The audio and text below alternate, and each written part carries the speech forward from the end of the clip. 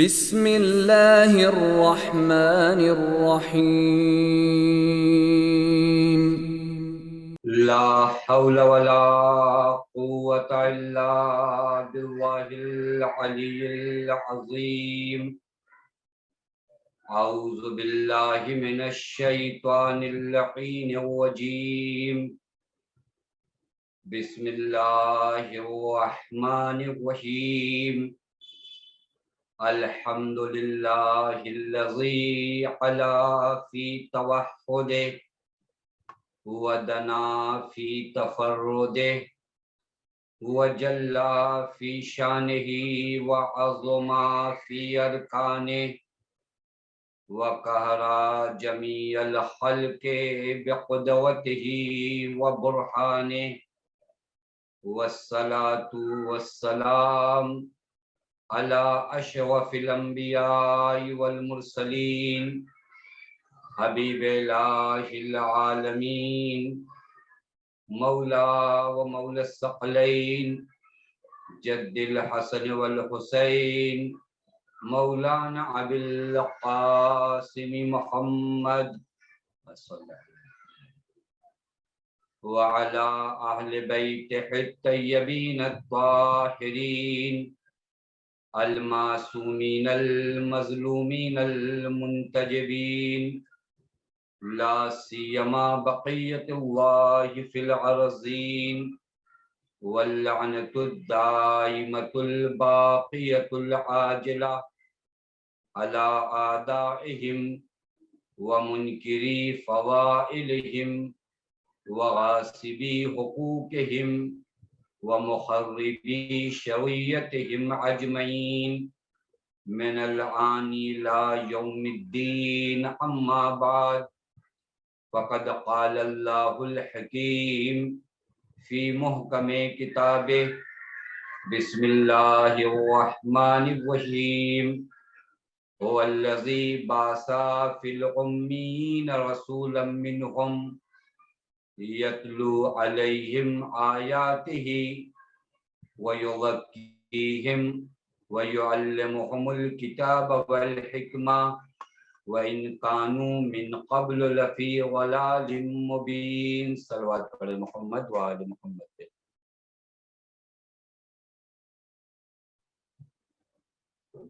پروردگار عالم کا لاکھ لاکھ شکر ہے کہ اس معبود نے ہمیں اور آپ کو بارگاہ قرآن کریم میں حاضر ہونے کا شرف عنایت فرمایا. سب سے پہلے آج میں آپ تمامی حضرات کی خدمت میں شہادت امام جعفر صادق کی تسلیت اور تعزیت پیش کرتا ہوں، اور ساتھ ہی اپنی جانب سے اور آپ تمام مومنین و مومنات اور تمام دوستوں کی جانب سے بارگاہ مقدس امام زمان عجل اللہ تعالی فرجہ الشریف میں تعزیت اور تسلیت پیش کرتا ہوں. ایک بات آج کے درس میں ابتدا میں کہہ دوں، وہ یہ کہ 25 شوال المکرم بنابر روایت معتبر شہادت امام جعفر صادق علیہ السلام کا دن ہے، لہذا یہ بات ہمیں معلوم ہونی چاہیے. آج کی شب شہادت ہے. امام جعفر صادق علیہ السلام سے ہماری فکر اور ہمارا مذہب منسوب ہے. ہم سب الحمدللہ جعفری کہے جاتے ہیں. آج کے درس کی ابتدا میں ایک حدیث سب سے پہلے آپ تمام حضرات کی خدمت میں پیش کرتا ہوں، جو امام جعفر صادق علیہ السلام سے منقول ہے. اور یہ حدیث اگر غور کیا جائے تو ہمارے موضوع اور ہمارے ٹاپک سے کافی قریب ہے. اس حدیث مبارکہ میں امام جعفر صادق علیہ السلام فرماتے ہیں کہ وجدت علم الناس فی اربع، آپ سب ہم سب پوری زندگی یہ کوشش ہوتی ہے کہ علم حاصل کریں. علم حاصل کرنے کی کوئی عمر نہیں ہوتی. دین مبین اسلام کہتا ہے من المہد الی اللحد، یعنی جھولے سے قبر تک تمہیں علم حاصل کرنا ہے. اور یہاں پر جو ہم آپ جمع بھی ہوئے ہیں اسی علم کے لیے، یعنی تزکیہ نفس کے علم کے لیے ہم آپ یہاں پر جمع ہوئے ہیں. اور خدا کا لاکھ لاکھ شکر ادا کرتے ہیں کہ اللہ تعالیٰ نے ایسے پرآشوب ماحول میں ہمارے لیے یہ زمینہ فراہم کیا کہ ہم آپ بیٹھ کر تزکیہ نفس کی باتیں کریں. اس حدیث مبارکہ میں نہایت اہم حدیث ہے. شاید اگر یہ حدیث ہمارے دوستوں کو یاد ہو اور اپنی زندگی میں اسے ایکٹیو کریں اور اپنی زندگی میں اگر اسے اپلائی کریں تو تہذیب نفس اور تزکیہ نفس کے لیے یہ حدیث بہت زیادہ کام آنے والی ہے. شب شہادت ہے، اس وجہ سے بہت جلدی اس حدیث کو پیش کروں گا، ترجمہ کروں گا، اس سے زیادہ حدیث کی وضاحت نہیں کروں گا، وگرنہ ہم لوگ اپنے درس سے کافی پیچھے ہو جائیں گے. یوں بھی وقت ہم لوگوں کے پاس کم ہے. امام عالی مقام اس حدیث مبارکہ میں ارشاد فرماتے ہیں وجدت علم الناس فی اربع. امام صادق ہیں، توجہ فرما رہے ہیں، تمام علم کے مالک ہیں. علم لدنی اللہ تعالیٰ کی جانب سے انہیں عطا کیا گیا ہے، لہذا علم کی حقیقت کو، علم کی ماہیت کو امام خوب جانتے ہیں. امام فرماتے ہیں تمام علم خلاصہ ہوتا ہے 4 چیزوں میں، یعنی جتنے بھی علم ہیں انہیں اگر آپ ایک جگہ جمع کرو تو وہ 4 چیزوں میں سمٹ آتے ہیں. وہ 4 کون سی چیزیں ہیں وہ ہمارے درس سے بہت زیادہ گہرا رابطہ ہے. امام فرماتے ہیں وجدت علم الناس فی اربع. اولها، پہلا علم کیا ہے؟ ان تعرف ربک، کہ تم اپنے خدا کو پہچانو. تم اپنے خدا کو پہچانو، یہ ابتدائی علم ہے. یعنی علم کی اگر آپ اقسام کریں تو سب سے پہلا علم کیا ہے؟ ان تعرف ربک، تم اپنے خدا کو پہچانو. تم پہچانو کہ تمہارا خدا رحیم ہے، تمہارا خدا غفور ہے، تمہارا خدا کریم ہے، تمہارا خدا ستار العیوب ہے، تمہارا خدا رب العالمین ہے. یہ پہچانو تم اپنے خدا کو. دوسرا علم کیا ہے؟ امام فرماتے ان تعرف ما صنع بک. میں آسان کروں آپ کی خدمت میں، یعنی اپنے آپ کو پہچانو، خدا کو پہچانو. اور دوسرا علم کیا ہے؟ اپنے آپ کو پہچانو. گزشتہ جلسے میں ہم لوگوں کی گفتگو معرفت نفس کے عنوان سے ہوئی. یہ بہت ضروری ہے انسان اپنے آپ کو پہچانے. کبھی کبھار ہم اپنے آپ کو نہیں پہچانتے، ہم اپنے آپ کو نہیں جانتے. ہم دنیا کی بہت سی چیزوں کو جاننے کے چکر میں اپنی عمر ویسٹ کر دیتے ہیں، صرف کر دیتے ہیں، ختم کر دیتے ہیں، لیکن اپنے آپ کو نہیں پہچانتے. مولا فرماتے ہیں ان تعرف ما صنع بک. دوسری چیز کیا ہے؟ اپنے آپ کو پہچانو. تیسری چیز کیا ہے؟ مولا فرماتے ان تعرف ما اراد منک. میں نے عرض کیا تھا نا آپ کی خدمت میں، تہذیب نفس سے اس حدیث مبارکہ کا بہت گہرا تعلق ہے. امام فرماتے ان تعرف ما اراد منک، تم اس بات کو پہچانو کہ تم سے خدا تمہارا کیا چاہتا ہے. یعنی اپنی ذمہ داریوں کو پہچانو، یعنی اپنے وظیفے کو پہچانو، یعنی یہ پہچانو کہ اللہ تعالیٰ کا تم سے ڈیمانڈ کیا ہے. چونکہ تم بندے ہو، وہ مولا ہے. بندے کے لیے لازم اور ضروری یہ ہوتا ہے کہ اس چیز کے بارے میں ضرور جانے کہ اس سے کیا چاہا گیا ہے. لہذا اپنے وظیفے کو، اپنی ذمہ داریوں کو پہچاننا علم ہے. تو جو فرما رہے ہیں چوتھی چیز جو مولا نے اس حدیث مبارکہ میں بعنوان علم بیان فرمایا ہے وہ یہ کہ انتعرفا ما یخرجک من دینک، تم ان چیزوں کو بھی پہچانو جو چیزیں تمہیں دین سے باہر کر دیتی ہیں۔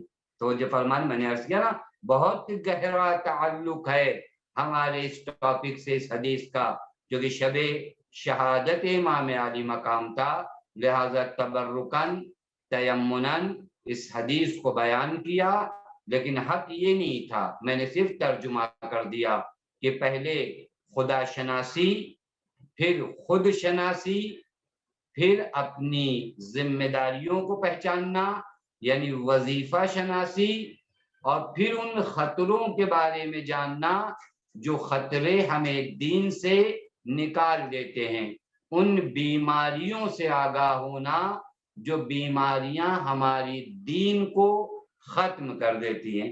ہم آپ بعنوان تزکیہ نفس جو یہ بحث کر رہے ہیں، یہ در حقیقت اسی لیے تزکیہ نفس ہو تاکہ ہم دیندار رہیں۔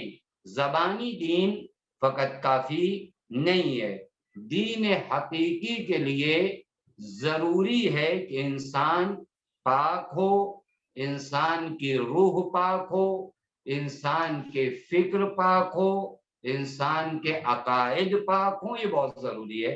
لہٰذا یہ حدیث تبرکن اور تیمنن آپ کی خدمت میں عرض کیا۔ اب آئیے جو ہماری اور آپ کی بحث بعنوان تزکیہ نفس ان دنوں چل رہی ہے۔ گزشتہ جلسے میں آپ کی خدمت میں تزکیہ نفس کے حوالے سے، چونکہ یہ ٹاپک ذرا طولانی ٹاپک ہے، ہم لوگ 40 منٹ میں 4 جلسوں میں چاہتے ہیں کہ اس سے بحث کریں، تو میں اپنے مخاطبین کو یہ بتا دوں کہ ان 4 جلسوں میں فقط میں آپ کو جھجوڑ سکتا ہوں، آپ کو بیدار کر سکتا ہوں، اور نہ صرف آپ کو، اپنے آپ کو بھی بیدار کر سکتا ہوں کہ تزکیہ نفس ضروری ہے، ورنہ یہ تزکیہ نفس کا ٹاپک جو ہے میری پوری زندگی کا ٹاپک ہونا چاہیے، میری پوری زندگی کا عنوان ہونا چاہیے، تہذیب نفس، تزکیہ نفس۔ اس کی کوئی عمر نہیں ہے۔ وہ لوگ جنہوں نے اس وادی میں قدم رکھا اور پوری عمر اس وادی میں گزارا، انہوں نے بھی کبھی یہ نہیں کہا کہ ہم تزکیہ نفس کے آخری مرحلے تک پہنچ گئے ہیں، بلکہ پوری زندگی تزکیہ نفس کے مراحل کو اور اسٹیپ کو یہ لوگ طے کرتے رہے۔ گزشتہ جلسے میں ہم نے آپ کی خدمت میں عرض کیا کہ پہلا کام جو ہمیں اور آپ کو کرنا ہے وہ یہ کہ اپنے آپ کو متوجہ کریں۔ ہم خواب غفلت سے اور غفلت کی نیند سے پہلے بیدار ہوں، میں متوجہ تو ہوں کہ میری منزل کیا ہے، میرا سفر کیا ہے، اس سفر کے خطرات کیا ہیں اور مجھے کرنا کیا ہے۔ بس پہلا کام انتباہ تھا، توجہ تھی، اور میں نے آپ کی خدمت میں ان اسباب کو بھی ذکر کیا جن کی وجہ سے میرا دل، میری روح بیدار ہو سکتی ہے، اور ان میں سے ایک اہم چیز کا نام قرآن مجید ہے۔ اس کے حضور میں جائیں، یہ قرآن تمہیں غفلت کی نیند میں جانے نہیں دے گا۔ یہ آپ کی خدمت میں گزشتہ جلسے میں بیان ہوا، لیکن آج میں آپ کی خدمت میں تزکیہ نفس میں کچھ عملی مرحلے میں وارد ہونا چاہ رہا ہوں۔ دیکھیے، سب سے پہلا کام انتباہ ہے، یعنی میں متوجہ ہوں کہ مجھے کیا کرنا ہے۔ پھر اس کے بعد اب اس انتباہ کے بعد مجھے کیا کرنا ہے، یعنی جب توجہ آ گئی تو اب مجھے کیا کرنا ہے۔ کہتے ہیں توجہ آ جانے کے بعد اب یہاں پر کچھ لفظ ہے، اس کو میں تھوڑا سے واضح بھی کروں گا آپ کی خدمت میں، لیکن وہ جملوں کو تھوڑا آپ یاد کریے۔ پہلا کام پیشگیری ہے، یعنی کیا، یعنی اپنے آپ کو بچانا۔ پہلا مرحلہ کیا ہے؟ اپنے آپ کو بچانا۔ یعنی اگر ہم کسی گناہ میں مبتلا نہیں ہوئے ہیں تو سب سے پہلا کام مجھ پر اور آپ پر لازم کیا ہے کہ اپنے وجود کو ان گناہوں سے دور رکھوں. بس تہذیب نفس کا معنی ہرگز یہ نہیں نکالیے گا کہ گناہ میں مبتلا ہو جاؤں اور پھر اس کے بعد اپنے آپ کو دور کروں. نہیں، پہلا قدم کیا ہے؟ میں گناہوں کے قریب ہی نہ جاؤں، میں ان جگہوں پر نہ جاؤں جہاں گناہ کا امکان ہے، میں اپنے آپ کو گناہوں سے کیا کروں؟ بچاؤں، اپنی نفس کو، اپنی روح کو گناہوں سے آلودہ نہ ہونے دوں. گناہ ایک گندگی کا نام ہے. گناہ کس چیز کا نام ہے؟ ایک گندگی. جس طرح ظاہری گندگی ہوتی نا ہمارے بدن پہ آ جائے تو پہلا کام آپ کیا کرو؟ پہلا کام یہ کرو کہ یہ گندگی نہ لگنے دو. تو جو فرما رہے ہیں وہ بعد کا مرحلہ ہے کہ لگ گئی تو اسے صاف کرو. پہلا سٹیج، پہلا کام مجھے کیا کرنا ہے کہ میں گناہ سے دوری بنائے رکھوں، ایک فاصلہ بنائے رکھوں. تو جو فرما رہے ہیں آج کل یہ کورونا وائرس کے عنوان سے کیا کہتے ہیں کہ ڈسٹینس جو مینٹین کرنا ہے وہ ضروری ہے، ورنہ یہ وائرس آپ کو کیا ہے آ لگے گا. میں بھی یہاں پر گناہوں سے اور اپنے آپ سے ایک ڈسٹینس، ایک دوری کیا کیے رہوں؟ مینٹین کیے رہوں. کیوں ایسا ہے یار؟ کیونکہ جب تک میری فطرت نورانی ہے، اس نورانی فطرت کو ظلمانی نہ ہونے دوں. یہ کام آسان ہے، یہ کام آسان ہے نسبت میں یہ کہ ایک مرتبہ یہ فطرت نورانی ظلمانی ہو جائے پھر سے میں نورانی کروں. تو سخت کام ہے. میں آسان مثال آپ کی خدمت میں دوں. گندگی نہ لگے یہ آسان کام ہے، گندگی لگ جائے اسے صاف کرنا ذرا مشکل کام ہے. اور مثال دوں آپ کی خدمت میں، وہ بیماریاں جو مجھے لگ سکتی ہیں ان سے پرہیز کروں کہ وہ بیماریاں نہ، یہ آسان ہے. لیکن بیماری لگنے کے بعد اس کا علاج تھوڑا مشکل ہے. ایک اور مثال آپ کی خدمت میں دے دوں تاکہ یہ مرحلہ تزکیہ نفس کا واضح ہو سکے. دیکھیں بہت سے لوگ نشہ کرتے ہیں، کسی بھی چیز کا نہیں کرنا چاہیے، ہمارے جوانوں کو بھی اس سے دور ہونا چاہیے. طرح طرح کے نشے، وہ جو نشے میں مبتلا ہو گیا ہے اس کا نشے سے دور ہونا آسان ہے، یا جو ابھی تک نشے پر نہیں پہنچا، یعنی مثلا اگر کسی نے سگریٹ نہیں شروع کیا اس کا سگریٹ سے بچنا آسان ہے، یا جس نے شروع کیا ہے اس کا چھوڑنا آسان ہے؟ کون سی چیز آسان ہے؟ کا جس نے ابھی تک ہاتھ نہیں لگایا ہے اس کا اپنے آپ کو سگریٹ سے دور کرنا کیا ہے؟ آسان ہے، نسبت میں اس انسان کے جس نے شروع کر دیا ہے اب اس کو چھوڑنا اس کے لیے تھوڑا سے مشکلات آتی ہیں. لہٰذا کیا کرے؟ اصلا آپ نشے کی قریب نہ جاؤ، یہ ایزی ہے. جا کر مبتلا ہو کر اپنے آپ کو وہاں سے دور کرنا ہے تھوڑا سخت ہے. تہذیب نفس، تزکیہ نفس میں بھی پہلا اسٹیج یہی ہے کہ آپ اپنے وجود کو کیا کرو؟ پہلے پاک رکھو، جہاں تک پاک رکھ سکتے ہو ان گناہوں کے قریب نہ جاؤ. گناہ کی عادت پڑ جانے کے بعد ان کو اپنے وجود سے دور کرنا یہ سخت ہے. خود کو پہلے سے گناہ سے دور رکھنے سے، خود کو میں اگر پہلے سے گناہ سے دور رکھوں یہ آسان مرحلہ ہے. اسی لیے بعض افراد فرماتے ہیں کہ جوانوں کا تزکیہ نفس کرنا آسان ہے نسبت ان افراد کے. ان کے لیے بھی ایسا نہیں کہ ناممکن ہے، لیکن تھوڑا سا مشکل کام ہے، تھوڑا سا ان کے لیے مشکل کام ہے. لیکن جوانوں کا اپنے آپ کو برائیوں سے دور رکھنا آسان ہے.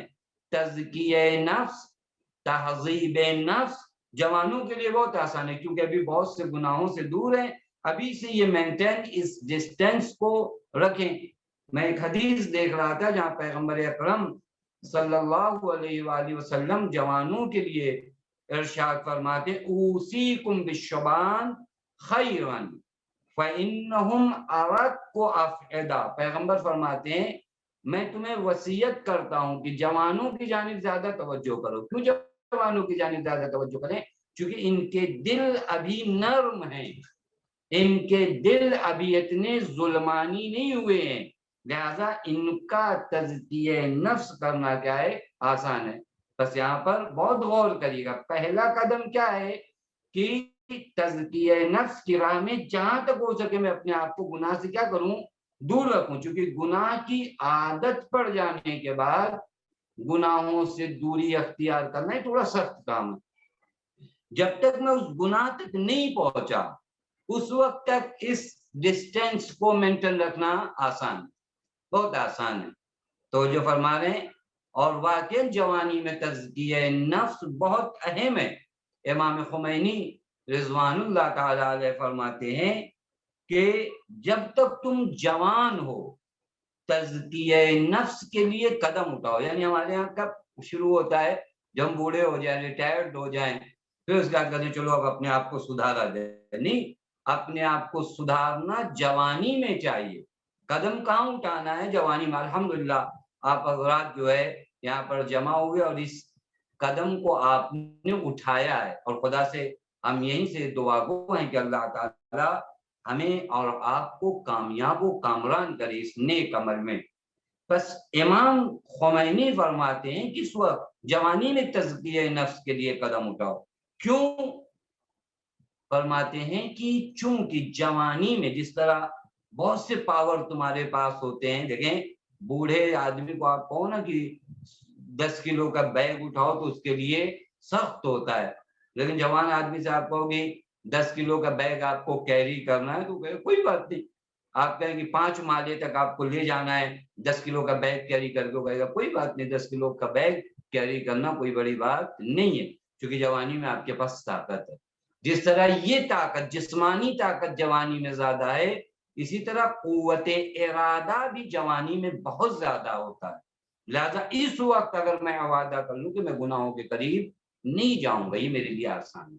تو یہ فرما رہے ہیں بس پہلا قدم جو آپ کو یہاں پر اٹھانا ہے وہ کیا کرنا ہے؟ اپنے آپ کو گناہوں سے دور رکھنا ہے. ایک حدیث میں خود مولانا متقیان فرماتے ہیں کہ اپنے ہوائے نفسانی پر غالب آ جاؤ، یعنی اس پر حملہ کرو قبل اس کے کہ وہ طاقتور ہو جائے. یعنی جب تک وہ طاقتور نہیں ہے، لیکن ہوتا ہے نا جب تک دشمن طاقتور نہیں آپ حملہ کر دو تاکہ آپ جیت جاؤ. دشمن کے طاقتور ہونے کے بعد جو آپ حملہ کرو گے تو شاید یہ حملہ سخت ہو، بہت خون بہانے پڑے، بہت سختیوں کے بعد شاید جیت پاؤ. لیکن ابھی جب دشمن کمزور ہے تو اس پر غالب آنا، اس پر جیت حاصل کرنا بہت ایزی ہے، بہت آسان ہے. ہوائے نفسانی پر بھی غلبہ کر لو قبل اس کے کہ تم پر وہ مسلط ہو جائے. مولا فرماتے ہیں وہ اگر تم پر مسلط ہو گیا تو پھر تمہیں مسخر کر دے گا، یعنی جہاں چاہے گا وہاں کھینچ کر تمہیں لے جائے گا. بس ان تمام باتوں سے اگر آپ نتیجہ نکالیں تو یہ ہے کہ ہم تزکیہ نفس کے لیے اگر قدم اٹھانا چاہتے ہیں تو پہلا کام کیا ہے کہ خود کو گناہوں سے بچائیں. اور خود کو گناہوں سے بچانا آسان ہے نسبت بے یہ کہ ہم گناہوں میں پڑ جائیں اور خود کو پھر گناہوں سے نکالیں. یعنی کوئی آپ کیا کہنا، گناہوں سے اپنے آپ کو بچانا، دور رکھنا آسان ہے اس کام سے کہ خود کو گناہوں سے نکالنا. ایک مرتبہ بچانا ہے، ایک مرتبہ نکالنا ہے. بچانا آسان ہے، نکالنا تھوڑا سخت مرحلہ ہے. بس یہ پہلا مرحلہ ہمیں اور آپ کو تزکیہ نفس کی راہ میں اٹھانا ہے. خوب یہ مرحلہ کب ہے؟ جب ہم گناہوں کے قریب ابھی نہیں گئے ہیں تو یہ ڈسٹینس ہمیں کیا کرنا ہے؟ مینٹین کرنا ہے. لیکن ہم اس مرحلے میں ناکام رہے، کامیاب نہیں رہے، ہم نے اپنے آپ کو گناہوں سے نہیں بچا پایا. تو اب دوسرا مرحلہ تزکیہ نفس میں کیا ہے؟ اس کو بھی بعض لفظ مجبوری ہے جو آپ کی خدمت میں پڑھ رہے ہیں، چونکہ سخت جملے مجھے بھی پتہ ہے لیکن میں اس کی وضاحت کروں گا. بس پہلا کام خود کو بچانا، پیشگیری، دوسرا مرحلہ کیا ہے؟ ترک دفعی. ترک دفعی یعنی کیا؟ یعنی ایک وقت میں ہی اپنے آپ کو گناہوں سے دور کر لینا. گناہوں میں غرق انسان دھیرے دھیرے وہاں سے نہیں نکلے. دفعتن، دفعتن یعنی ایک ساتھ. تو جو فرما رہے ہیں مولانا ایک بالٹی پانی میں، دفعن اور تدریجن یہ دو معنی جو ہے بہت زیادہ تھا. آپ لوگوں نے شاید یہ اصطلاح جب آپ لوگوں کا درس چل رہا تھا علوم قرآن کے عنوان سے تو شاید یہ بحث اگر آئی ہو کہ قرآن کا نزول کیا ہے؟ دفعی ہے اور تدریجی ہے. یعنی ایک نزول قرآن دفعی ہے، ایک نزول قرآن تدریجی ہے.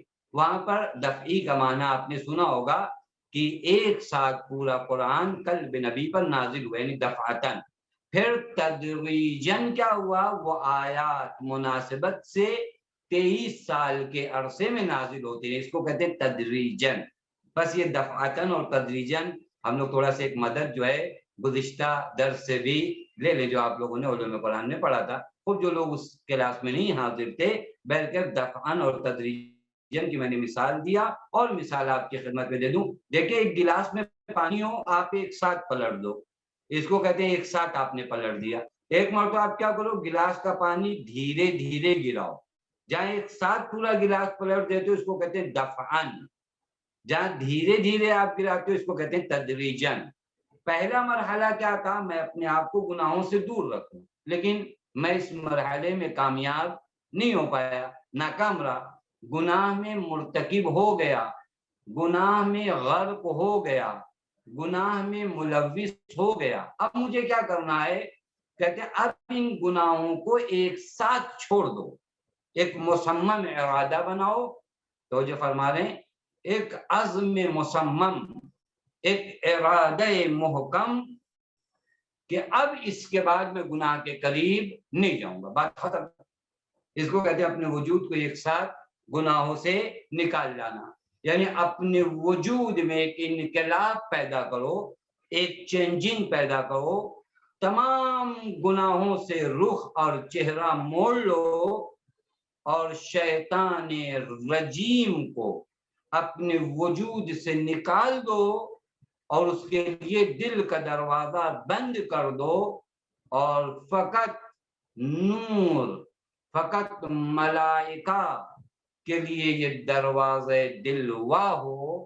یہ کہتے ہیں ایک ساتھ انسان نے اپنے وجود کو گناہوں سے نکال دیا، یعنی پوری طرح اپنے نفس کی لجام کو اپنے ہاتھوں میں لے لوں. یہ کیسے ہوگا؟ یہ کیسے ہوگا کہ ایک ساتھ میں اپنے وجود کو گناہوں سے نکالوں؟ دیکھیں اس کے بہت سے اسباب ہیں. کبھی ہو سکتا ہے ایک واعظ کی واعظ نصیحت مجھ پر ایسا اثر پڑے کہ میں نے طے کر دیا کہ آج کے بعد گناہ نہیں. کبھی زندگی میں ایسے حادثات پیش آتے ہیں جہاں انسان اپنے وجود سے اپنے آپ کو گناہوں سے ایک بیگ نکال لیتا ہے کہ ختم ہو گئی بات، اب گناہوں کے قریب نہیں جاؤں گا. تاریخ میں ایسا نہیں کہ کام ناممکن ہے. دیکھیے مشکل ہے، میں آپ کی خدمت میں اس بات کا انکار نہیں کروں گا کہ مشکل نہیں، یعنی مشکل ہے. جس چیز کی آپ کی عادت پڑ چکی ہے، اگر میری عادت جھوٹ بولنے کی ہو گئی ہے، خوب جھوٹ کا چھوڑنا میرے لیے مشکل ہے. لیکن جس انسان کی ڈکشنری میں مشکل کا نام زیادہ آتا ہے وہ ہمیشہ ناکام رہتا ہے. یہ آپ سے زیادہ مشکل نہیں ہے. آپ کے ارادے کے سامنے اللہ نے آپ کے اندر وہ ارادے کی طاقت رکھی ہے، اللہ نے آپ کے وجود کے اندر استعداد رکھی ہے. اگر آپ چاہو تو دفعتاً اپنے وجود کو گناہوں سے دور کر سکتے ہو.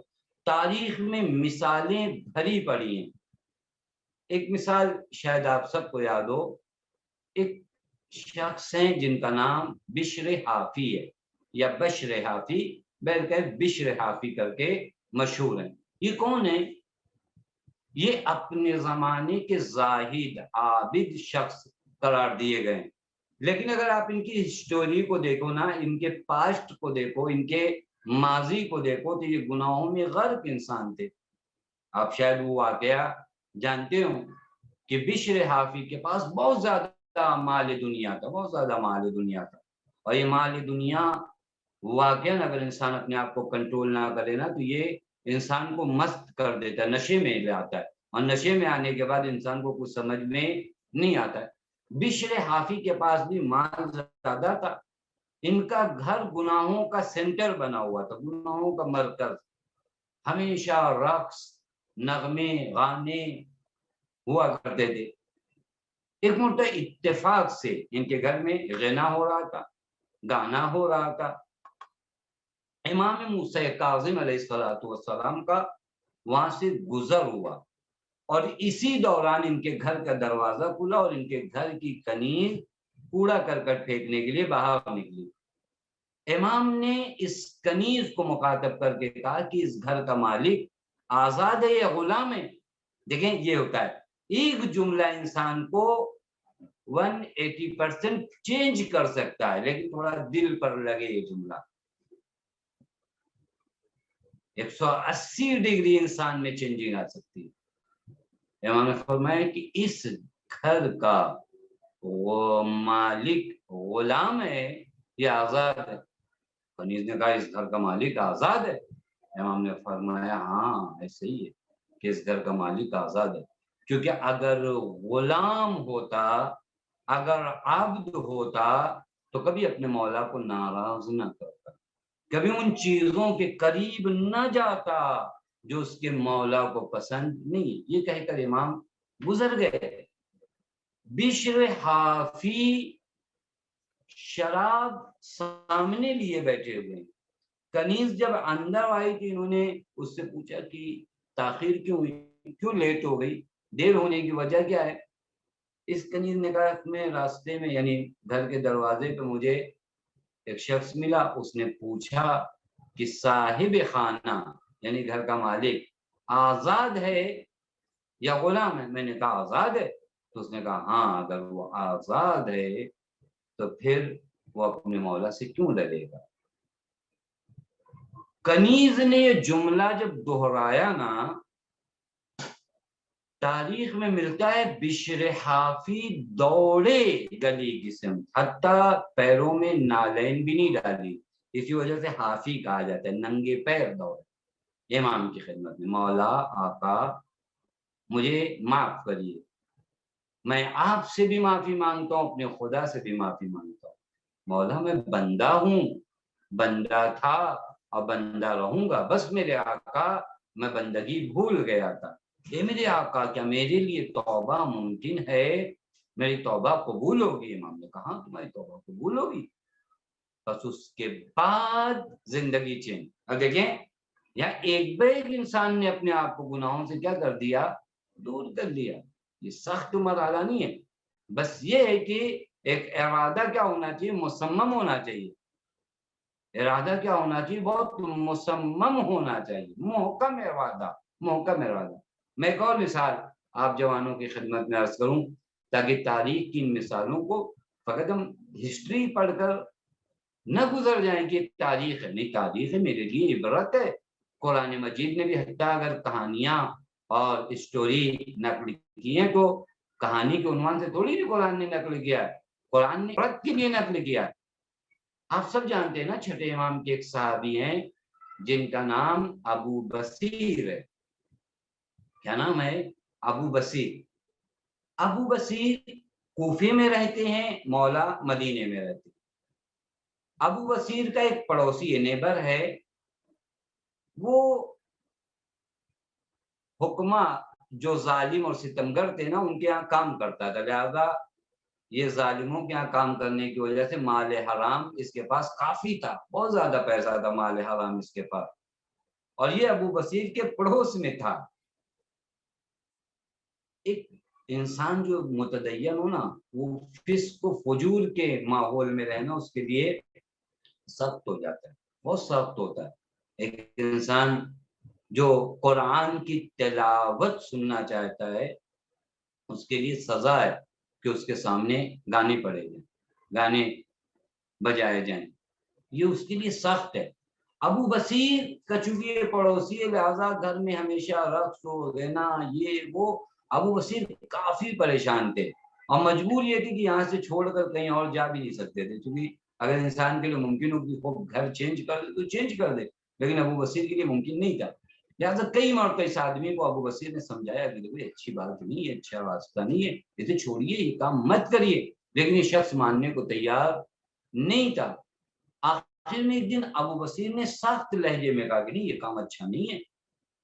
تو اب اس آدمی کا دل پسیجا، اس نے کہا ابو بصیر دیکھو، مجھ پر پوری طریقے سے شیطان مسلط ہو چکا ہے، میں اپنے ہوائے نفسانی کا اسیر ہو چکا ہوں۔ یہ بھی ایک توفیق ہے کہ انسان کو اتنا بھی پتا ہو کہ شیطان، بعض لوگ شیطان ان پر مسلط ہے اور سمجھتے ہیں کہ بہت بڑے عابد ہیں۔ کہا ابو بصیر مجھ پر پوری طریقے سے شیطان مسلط ہو چکا ہے، ہوائے نفسانی کا اسیر ہو چکا ہوں، تم میرے لیے ایک اچھے پڑوسی ہو لیکن میں تمہارے لیے ایک اچھا پڑوسی نہیں ہوں۔ ابو بصیر تم امام جعفر صادق علیہ الصلوۃ والسلام کی بارگاہ میں آتے جاتے ہو، اتنی نورانی بارگاہ میں۔ ابو بصیر میں جانتا ہوں کہ میں سخت بیمار ہوں، چونکہ روحانی بیماری ہے نا، کہتے ہیں میں سخت بیمار ہوں، میرا علاج نہیں ہو پائے گا، مگر یہ کہ اب جب تم جانا چھٹے امام کی خدمت میں، امام جعفر صادق علیہ الصلوۃ والسلام کی خدمت میں، تو ابو بصیر ان سے کہنا کہ میرے لیے کوئی علاج کرے، میرا کوئی علاج کرے۔ یہ علاج کی جگہ ہے، یہاں آدمی کو علاج کی ضرورت ہے۔ بعض اوقات ہم لوگ سمجھتے ہیں کہ اگر جسمانی بیماری ہوئی تو وہاں علاج کی ضرورت ہوتی ہے، روحانی بیماری میں علاج کی نہیں۔ تہذیب نفس ہوئی علاج ہے، روح کا علاج یعنی تزکیہ نفس۔ اس نے کہا ابو بصیر جاؤ چھٹے امام سے کہنا وہ میرا علاج کرے۔ ابو بصیر کہتے ہیں میں اس کی بات سے کافی متاثر ہوا۔ اب جب میں مدینے پہنچا اور امام کی بارگاہ میں حاضر ہوں، میں نے پوری روداد امام کو بتائی کہ ایسا ایسا شخص ہے۔ چھٹے امام نے ایک مختصر، میں نے عرض کیا کہ انسان ایک بیک گناہ سے دور ہو سکتا ہے، تھوڑا اس کے دل پر یہ بات لگے تو۔ امام نے ایک مختصر جملہ کہا کہ ابو بصیر اب جب کوفے جانا اور اپنے اس پڑوسی سے ملاقات کرنا تو اس سے ہمارا ایک پیغام کہنا۔ کیا کہوں مولا؟ کہا ابو بصیر اس سے کہنا اخرج مما انت فیہ وانا اضمن لک الجنہ۔ ابو بصیر جا کر اس سے کہنا کہ جن گناہوں کے دلدل میں تم ڈوبے ہوئے ہو نا، وہاں سے نکل آؤ، تمہاری جنت کے ہم ضامن۔ بس اتنا فکرہ امام نے، میسج اتنا امام نے کہلوایا، اخرج مما انت فیہ انا اضمن لک الجنہ۔ ابو بصیر کوفے آئے۔ اب ظاہر سی بات ہے کہ زیارت کر کے جب مولا کے لوٹے ہیں، بہت سے لوگ اہل کوفہ میں سے ابو بصیر سے ملاقات کو آئے، یہ شخص بھی آیا، اور جب مجمع چلا گیا، جانے لگا تو یہ بھی جانے لگا، تو ابو بصیر نے کہا نہیں آپ رکیے، آپ سے مجھے کام۔ اور جب یہ رکے تو ابو بصیر نے کہا کہ امام جعفر صادق علیہ الصلوۃ والسلام نے تمہیں سلام کہلوایا۔ کیا کہلوایا تمہیں؟ سلام کہلوایا۔ کہا میرے مولا نے سلام کہا، اور تمہارے لیے میسج اور پیغام بھی۔ کہا کیا پیغام ہے میرے لیے؟ کہا مولا نے فرمایا کہ اخرج مما انت فیہ انا اضمن لک، جن گناہوں میں تم ہو نا وہاں سے نکلو، میں تمہاری جنت کا ضامن ہوں۔ یہ کہتا ہے بس کافی ہے یہ پیغام، اس کے بعد چینج، تبدیل، یہ محکم ارادہ۔ اس کے بعد ملتا ہے کہ حتیٰ اس نے جتنے مال اکٹھے کیے تھے سب اس نے واپس کر دیے، لیکن یہ محکم ارادہ۔ حتیٰ ابو بصیر کہتے ہیں ایک دن اس نے جب مجھے بلایا اپنے گھر اور میں اس کے گھر پہنچا تو دروازے کے پیچھے سے بات کر رہا تھا۔ میں نے کہا دروازے کے پیچھے سے کیوں بات کرو؟ کہا میں نے وہ لباس بھی واپس کر دیا، چونکہ وہ لباس بھی مال حرام سے تھا، لہٰذا میں برہنہ ہوں، تمہارے سامنے نہیں آ سکتا۔ ابو بصیر کہتے ہیں میں نے اس کے لیے غذا اور لباس کا انتظام کیا، اور وقت گزرتا رہا اور ایک وقت یہ بیمار ہوا، اور جب بیمار ہوا تو عجیب مرحلہ تھا، وہ یہ کہ جانکنی کے عالم میں تھا۔ ابو بصیر کہتے ہیں میں اس کے سرانے بیٹھا تھا، ایک مرتبہ اس نے آنکھیں کھولی اور کہا ابو بصیر مولا نے جو وعدہ کیا تھا نا وفا کر دیا۔ یہ مرحلہ، یہ ایک انسان اپنے آپ کو۔ بس دوسرا مرحلہ کیا ہے؟ ترک دفعی۔ خوب اس مرحلے میں بھی اگر کوئی کیا ہوتا ہے، ناکام ہوتا ہے، نہیں نکل پاتا، اگر یہاں سے ایک ساتھ نہیں نکل پاتا تو اب اس کا تیسرا مرحلہ کیا ہے؟ ترک تدریجی۔ اب تدریجی کا معنی زیادہ وضاحت نہیں کریں گے، وقت وہاں پر اپنا رائے گاہ نہیں کریں گے، کیونکہ دفعی اور تدریجی آپ لوگ دھیرے دھیرے گناہوں سے کیا ہو دور. کیسے دور ہوں؟ دھیرے دھیرے گناہوں سے دور ہوں. بعض گناہوں کو میں چوائس کروں کہ اس گناہ کو آج کے بعد نہیں کروں، یہ گناہ انجام نہیں دوں گا. اور جب پھر اس گناہ کو چھوڑ دینے پر تمہیں طاقت اور پاور حاصل ہو جائے، دوسرا گناہ چھوڑو، تیسرا گناہ چھوڑو. اور جب یہ 3-4 گناہ تم چھوڑ دو گے نا تو خود تمہارا وجود کیا ہو جائے گا؟ نورانی ہو جائے گا. تو اب باقی 100-200 گناہ سے ایک ساتھ نکل سکتے ہو. میں مثال دوں آپ کی خدمت میں. کبھی کبھی ہوتا ہے کہ میں ابتدائی 1-2 اسٹیپ میرے لیے مشکل ہوتے ہیں، لیکن جب میں نے یہ قدم اٹھانے شروع کر دی تو ایک بیگ میرے اندر ملکہ آ جاتا ہے، میرے اندر یہ ہنر آ جاتا ہے کہ میں چاہوں تو ایک گناہوں کا بھی مسئلہ یہی ہے. وہ پہلے مجھے لگتا ہے کہ نہیں یہ گناہوں سے دور ہونا میرے لیے سخت ہے، لیکن یہ آسان اسٹیپ اٹھاؤ، جھوٹ چھوڑو. اب جب یہ کنٹرول تم نے اپنے وجود پر پا لیا نا کہ اب یہ گناہ کے قریب نہیں جاتے، اب دوسرے گناہ، وہ دوسرے گناہ، تیسرے گناہ، جیسے تیسرے چوتھے گناہ تک پہنچو گے نا، ناگہانی تمہارے وجود میں طاقت آتی جائے گی، طاقت. اور یہ طاقت کون دیتا ہے؟ قرآن کی وہ آیت کریمہ نہیں، کافی مشہور و معروف آیت ہے جہاں قرآن کہتا ہے کہ وہ لوگ جو ہماری راہ میں جہاد کرتے ہیں اور وہ ہماری راہ میں کوشش کرتے ہیں، لنہدین سبلنا، تو ہم کیا کرتے ہیں؟ ہم خود انہیں راستہ دکھاتے ہیں. لہذا ہم کیا کریں؟ ہم اس مرحلے کو طے کریں. یہ مرحلہ جو ہے ہمیں طے کرنا ہے. پہلے کچھ گناہوں سے اپنے وجود کو کیا کریں؟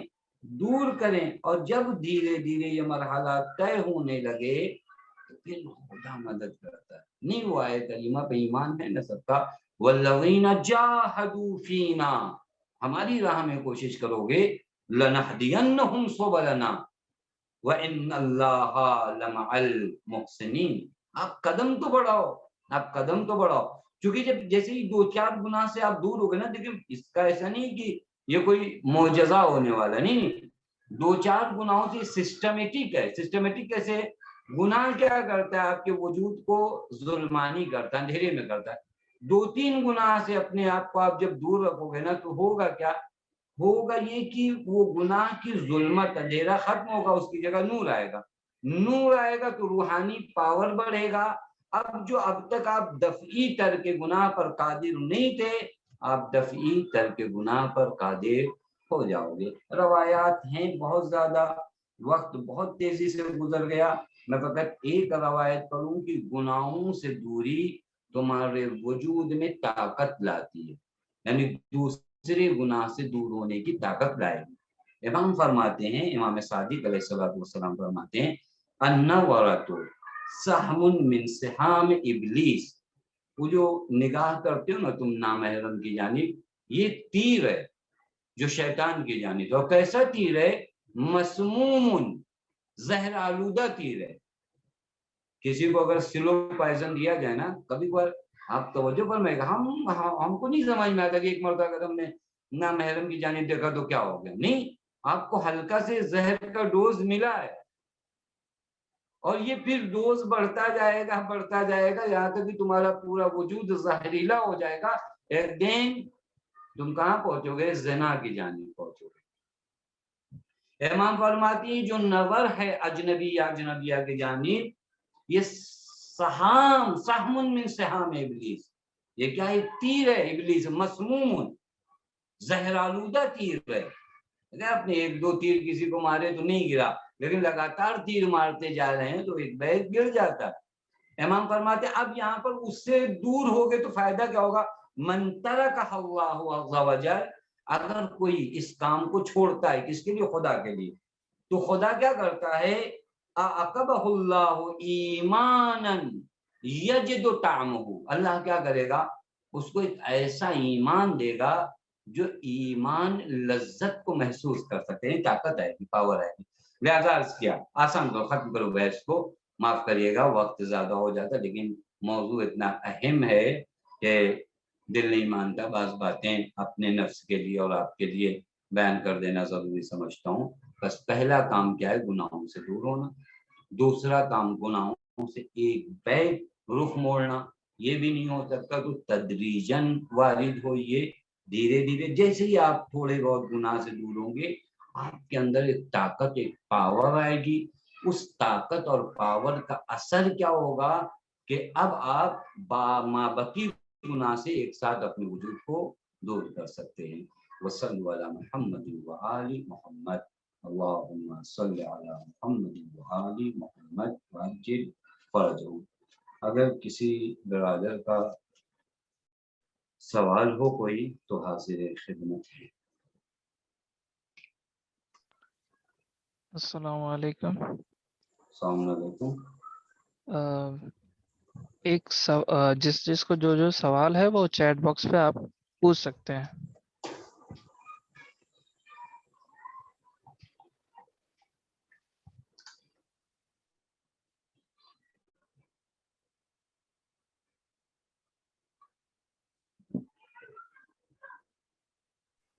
ایک سوال عشرت فاطمہ نے پوچھا تھا پچھلے درس ختم ہونے کے بعد کہ نفس اور روح ایک ہی ہے، لیکن مطلب ان کا سوال یہ ہے کہ دونوں الگ الگ ہے یا ایک ہے، اور اگر ذکر آتا ہے نفس کا تو نفس امارہ آتا ہے، کیونکہ نفس کی سٹیجز ہیں، نفس امارہ، نفس لوامہ اور نفس مطمئنہ، تو روح کا کیوں نہیں ذکر آتا ہے؟ تو اور روح کی پیروی نہیں ہے، روح بیمار ہوتی ہے لیکن نفس نہیں ہوتا، مطلب ڈفرینس وہ نہیں سمجھ پائیں اس کا. احسن تم، یہ بہت اچھا سوال ہے، اور آپ لوگوں کی جانب سے اس طرح کا سوال آنا جو ہے ہمارے لیے طاقت کا سبب بنتا ہے کہ اس طرح ہمارے بچے قوم کے بہت لگن کے ساتھ ان باتوں کو سن رہے ہیں. دیکھیے یہ جو سوال ہے نا تھوڑا سے بہت اہم سوال ہے اور تھوڑا سے دقیق ہے اس کا جواب. روح اور نفس، ہم نے اس دن بھی بہت خلاصتاً ایک جواب دیا تھا کہ روح اور نفس دونوں ایک ہی چیز ہے.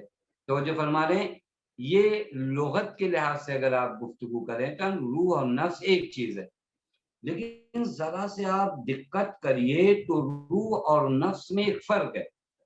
روح اور نفس میں جو فرق ہے یہ بہت باریک بھی نہیں ہے، میں نہیں کہہ سکتا کہ واقعاً روح کی باتوں کو اور روح کو کما حق کو آپ کی خدمت میں بیان کروں، کیونکہ قرآن بھی کیا کہتا ہے، قل الروح من امر ربی.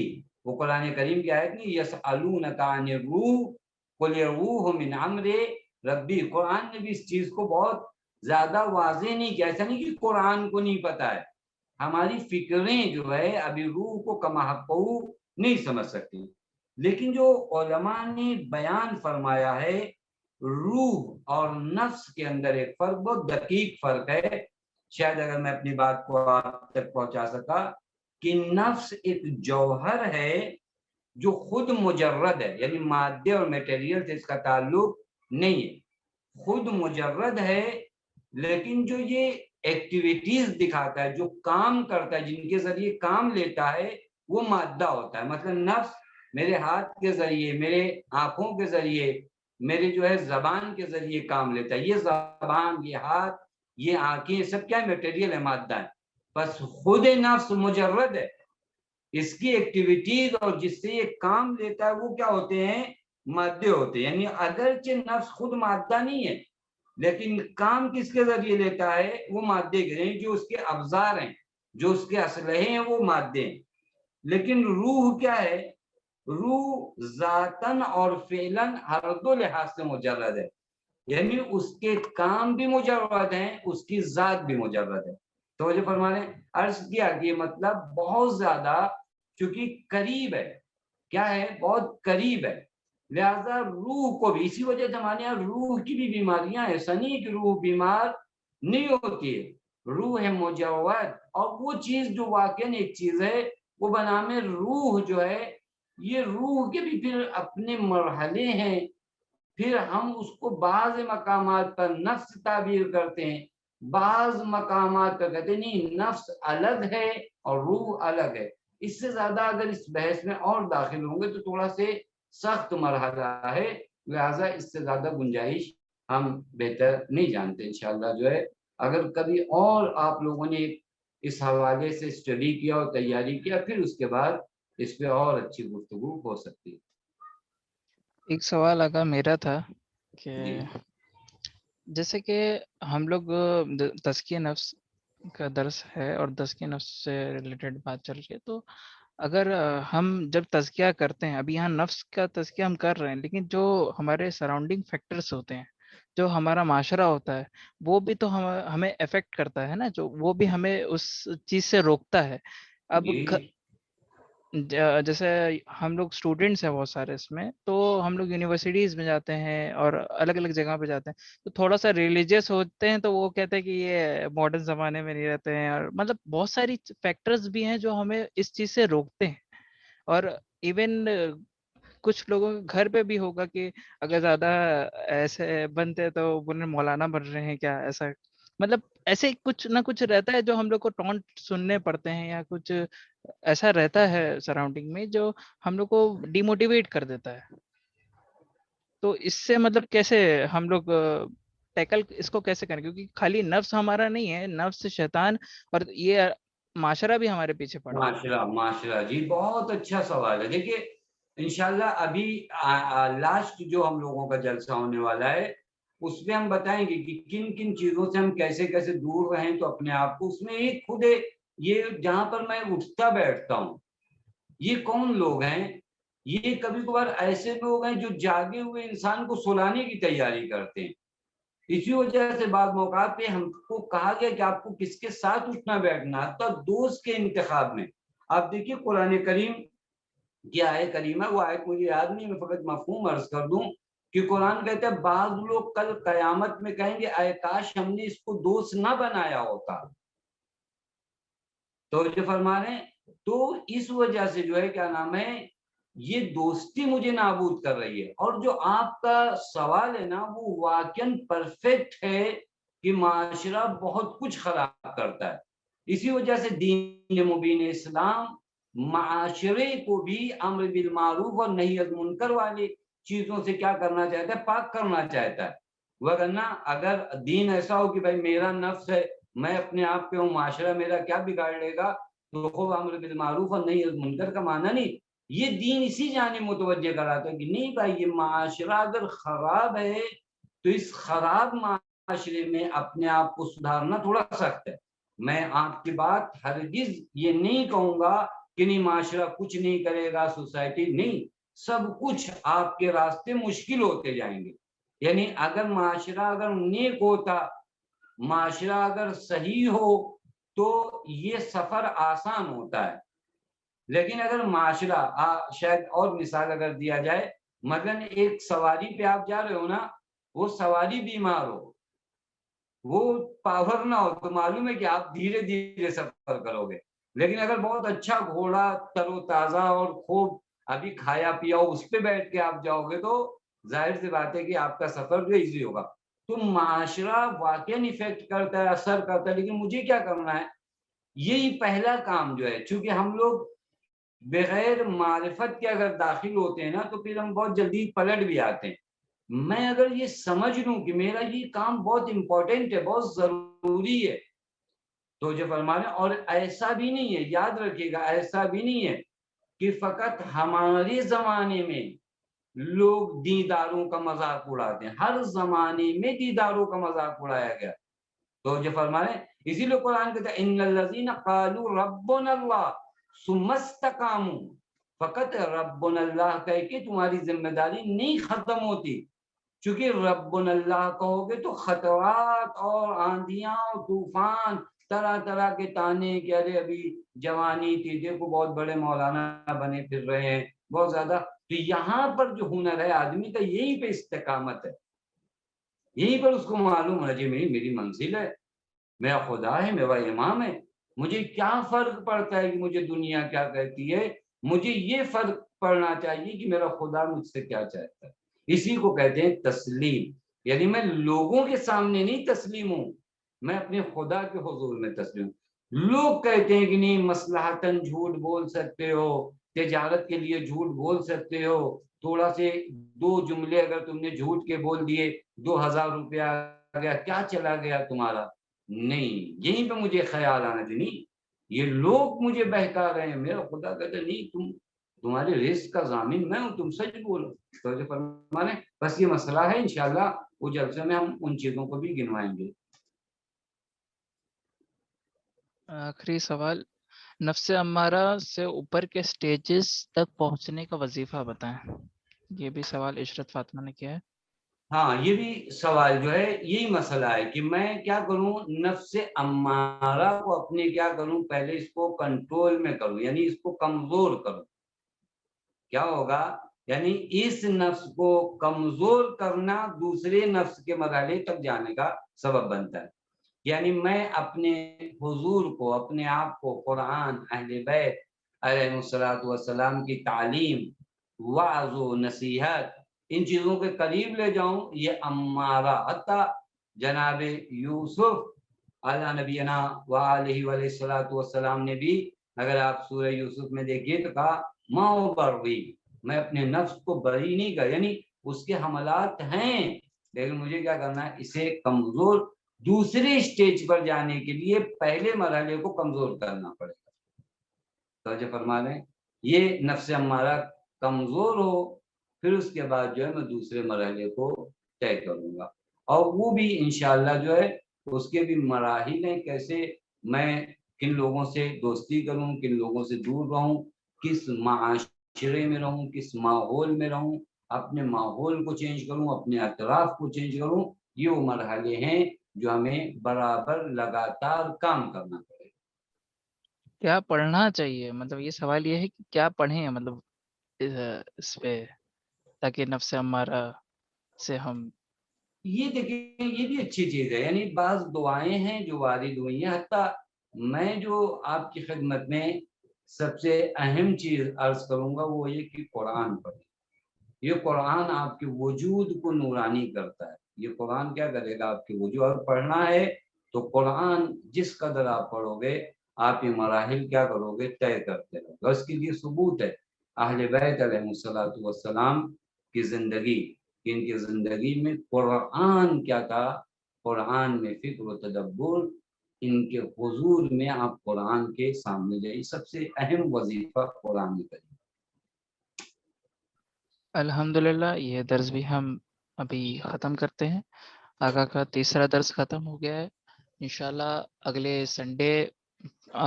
سنڈے چوتھا درس ہوگا، اور اس کے بعد جیسے کہ آپ سب کو معلوم ہے کہ کوئز رکھا جائے گا، اور کوئز میں اٹینڈنس پوائنٹ جیسے ہر درس کے 10 پوائنٹس آپ کو اٹینڈنس پوائنٹس ملیں گے.